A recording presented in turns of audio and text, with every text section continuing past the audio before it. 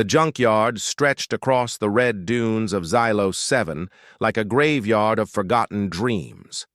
Rust-eaten hulls of starships from 100 species lay half-buried in ochre sand, their faded insignias whispering tales of wars, migrations, and last-minute escapes. Luna wiped sweat from her brow with the back of her grease-streaked hand. At 23, she ran the only human-run repair shop on the fringe colony, and the only one that accepted barter in poetry, stories, or seeds. Most locals thought her eccentric. But the old alien who'd shuffled in that morning? He'd looked at her like she was a ghost. His name was Kavor, a Grithan elder whose wrinkled, bark-like skin shimmered faintly with residual starlight. His eyes, milky with cataracts, had widened when Luna offered to restore his derelict Stardust Moth, a pre-collapse courier vessel, for free. "You offer this?" Kavor had rasped, his voice like wind through ancient pipes. "No credits, no debt, no oath?" Luna had just shrugged. Everyone deserves a second chance to fly. Now, 3 weeks later, Lucas emerged from the hangar bay, wiping engine fluid off his arms. "Luna, you sure about this? That ship's older than the Galactic Concordance. Half the circuits are fossilized." "She flew through the Nebula Wars," Luna said, tightening a plasma conduit with practiced hands. "Kavor told me it carried refugees, thousands, when the Syndicate burned the Helios belt. He hasn't flown since his wife passed. Says the ship died with her." Lucas sighed, tossing her a magnetic wrench. "Humans, huh? Always patching up broken things, even hearts."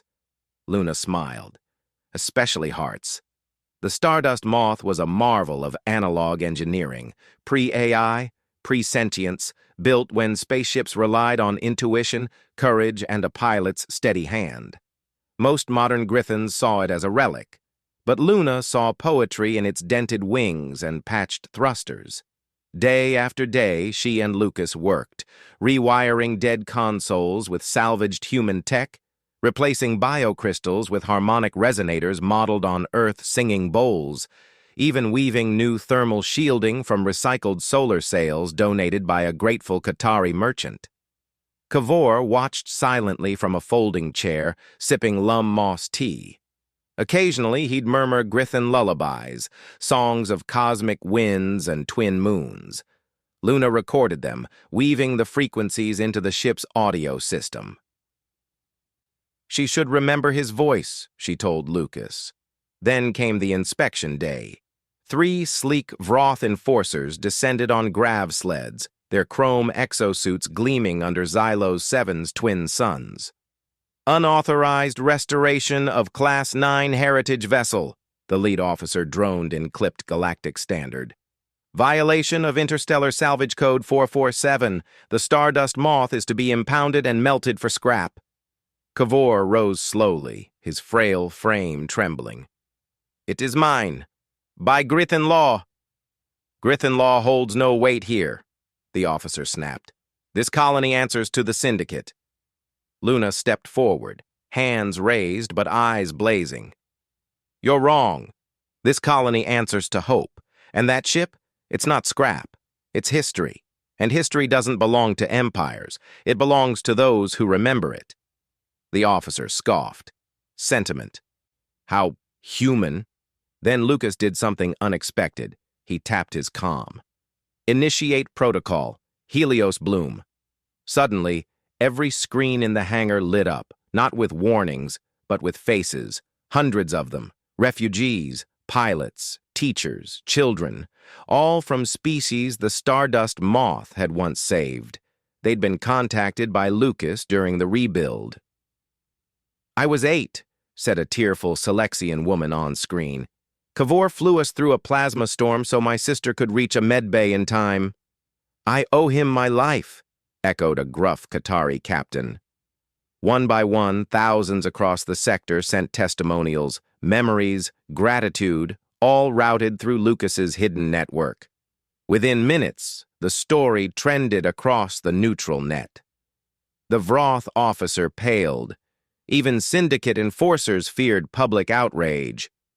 "You have 48 hours, he muttered before retreating.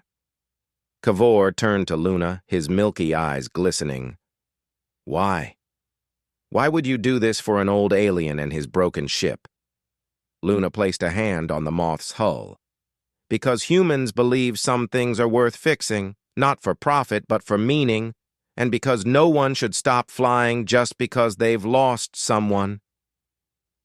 2 days later, under a sky streaked with auroras, Cavor climbed into the cockpit. The engines purred to life, not with the roar of warships, but with a soft, resonant hum, like a lullaby returning home. As the stardust moth lifted off, Luna and Lucas watched from the dunes. Think he'll come back? Lucas asked. Luna smiled.